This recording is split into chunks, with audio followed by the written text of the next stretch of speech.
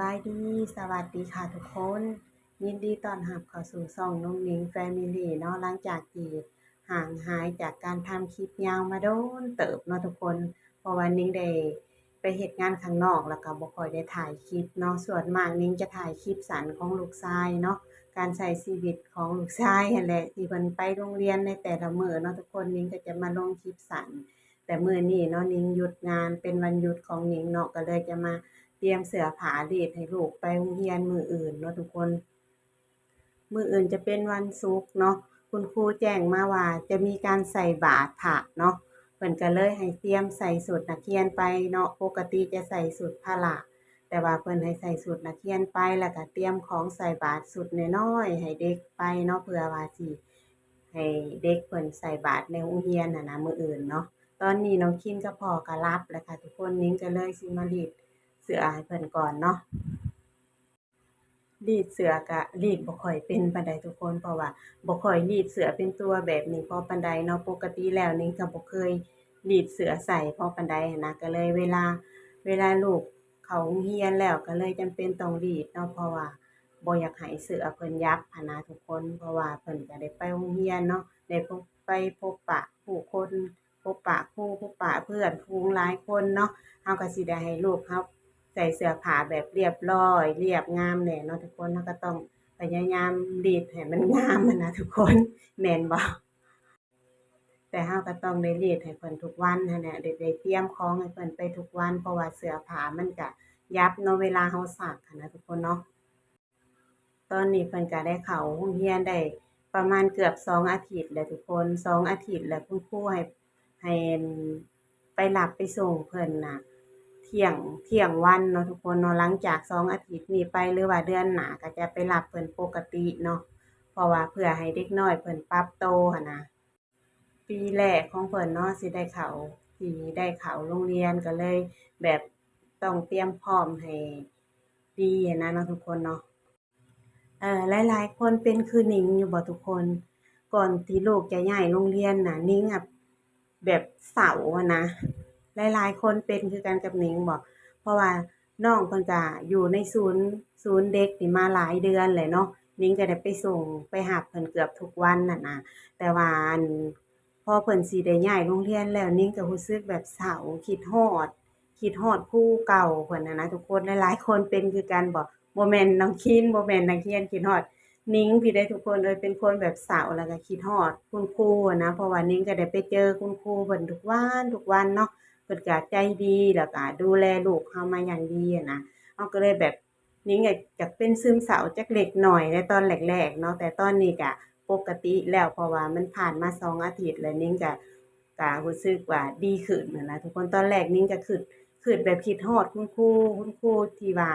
ศูนย์เลี้ยงเด็กนั่นแหละคิดฮอดเพิ่นหั้นนะแต่ตอนนี้ก็ปกติแล้วทุกคนก็ได้ไปส่งน้องคิมไปโรงเรียนใหญ่ทุกวันแหละเนาะจั่งใดก็ฝากติดตามเป็นกำลังใจให้แหน่เด้อแต่ว่าน้องคิมช่วงนี้เพิ่นแบบปรับตัวบ่เพราะว่าเพิ่นไปตื่นตอนเช้าอะนะทุกคนบ่ค่อยแบบตื่นแต่เช้าแหน่แล้วก็ตอนดึกเพิ่นก็นอนประมาณ2-3ทุ่มหั้นนะตื่นเช้าตื่นประมาณ6โมงเนาะที่ว่านิ้งน่ะ ไปอั่นส่งเพิ่นหั้นนะทุกคนแหละเพิ่นก็สิมีอาการแบบอยากเป็นไข้เป็นหวัดเป็นไอเนี่ยจักหน่อยแต่ฟังเบิ่งมื้ออื่นวันศุกร์นี่เนาะเพิ่นสิลูกไปโรงเรียนได้บ่น้ำมูกเพิ่นก็เริ่มไหลอะนะแล้วก็เบิ่งก่อนเนาะถ้าเกิดว่าไปบ่ได้ก็สิได้แชตไปเว้นลาคุณครูแล้วแต่นิ้งอะอยากให้เพิ่นไปแบบไปใส่บาตรให้แล้วก่อนนิ้งจั่งสิไปรับหั้นนะทุกคน จั่งใดก็ฝากเป็นกำลังใจให้หน่อยเด้อฝากติดตามช่องน้องนิ้ง Family เนาะว่าน้องพาคินนี่จะได้เรียนอยู่ไทยได้ไปฮอดชั้นใดเนาะทุกคนเนาะฝากติดตามเป็นกำลังใจให้หน่อยเด้อจ้าตอนนี้นี่เสื้อผ้าแล้วนิ้งก็สิเตรียมอาบน้ำนอนแล้วเนาะค่ะทุกคนเพราะว่าพรุ่งนี้นิ้งไปส่งน้องคินแล้วก็สิได้ไปทำงานต่อเนาะค่ะเนาะนอนหลับฝันดีราตรีสวัสดิ์เด้อค่ะเด้อสวัสดีค่ะสบายดี สบายดีตอนเช้าสวัสดีค่ะทุกคนตอนนี้ก็ได้เวลาตื่นแล้วเนาะน้องคิมเพิ่นก็ตื่นมาแต่เช้าแต่ว่าอาการเพิ่นนี่บ่อยากค่อยดีปานใดรู้สึกว่าคิงเพิ่นร้อนหมดคืนเลยเมื่อคืนเนี่ยแต่มื้อเนี้ย ทางโรงเรียนเพิ่นจะมีใส่บาตรนิ้งคิดว่าจะให้เพิ่นไปใส่บาตรแล้วก็สิให้คุณครูโทรมาบอกให้ไปรับเนาะเพราะว่ารู้สึกว่าตัวเพิ่นร้อนเนาะเดี๋ยวลองเบิ่งก่อนว่าเพิ่นสิไปได้หรือบ่เนาะตอนนี้ก็เตรียมตัวใส่เสื้อผ้าเพิ่นก็รู้สึกว่าอยากไปอยู่หั้นแหละทุกคนตื่นมาแล้วก็ให้แม่เช็ดเช็ดโต๊ะเพราะว่านิ้งจะบ่อาบน้ำให้เพิ่นเนาะรู้สึกว่าเพิ่นคิงร้อนแหน่นะ เดี๋ยวมาลองใส่เสื้อผ้าก่อนว่าเพิ่นสิไปได้หรือบ่นะเนาะทุกคนตอนแรกนิ้งก็คิดว่าสิบ่ให้เพิ่นไปนั่นแหละแต่ว่านิ้งอยากให้เพิ่นไปใส่บาตรอยู่โรงเรียนหั้นนะอยากให้เพิ่นไปเฮ็ดกิจกรรมนำหมู่แหน่เนาะเพราะว่ามื้อนี้เพิ่นให้เตรียมของใส่บาตรไปก็เลยอยากให้เพิ่นไปหั้นนะแต่ว่าอาการเพิ่นนี่คือสิบ่อยากปานใดนี่แหละนิ้งก็เลยคิดว่าสิบ่ให้เพิ่นไปเนาะเดี๋ยวจะโทรบอกคุณครูว่า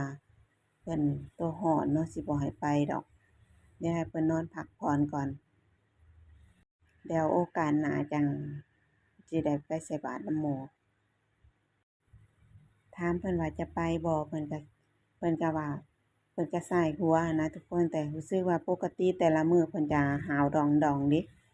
หาวดองๆอยากไปนิ้งก็เลยถอดเสื้อนักเรียนให้เพิ่นเนาะให้เพิ่นนอนพักกินยาก่อนกินยานอนพักเดี๋ยว